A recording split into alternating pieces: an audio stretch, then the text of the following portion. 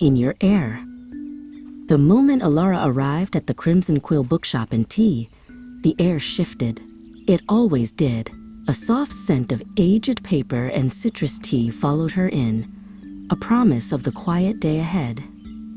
But her focus wasn't on the teacups. It was always on the second-floor window across the narrow cobbled street, where the architect's office sat, specifically on the window where the man with the quiet tie worked.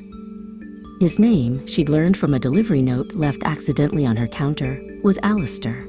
He spent his mornings leaning slightly, pencil in hand, his collar always perfectly starched. Alistair rarely looked down, but when he did, his eyes seemed to cut through the rain, past the steaming glass of the bookshop, and straight into her world, blending the air between them. He never noticed her, not really. He noticed the warmth of the shop, the plume of steam from her tea kettle, the vivid scarlet geraniums on the windowsill, the whole idea of her place.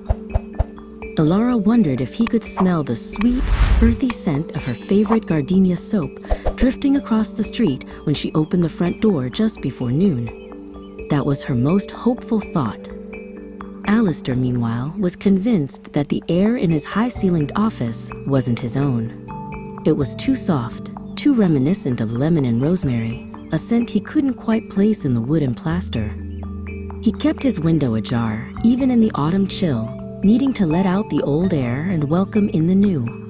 But the new air, carried on the breeze, always brought that faint, pleasant fragrance with it.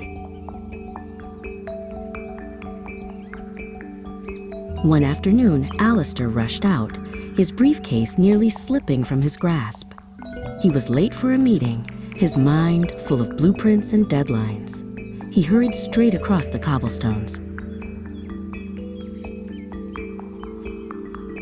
Just as he passed her open door, Alara stepped out to water the geraniums. She saw him, a blur of tweed and urgency. He didn't see her, but the air, thick with her gardenia scent, brushed his sleeve like a sudden soft hello.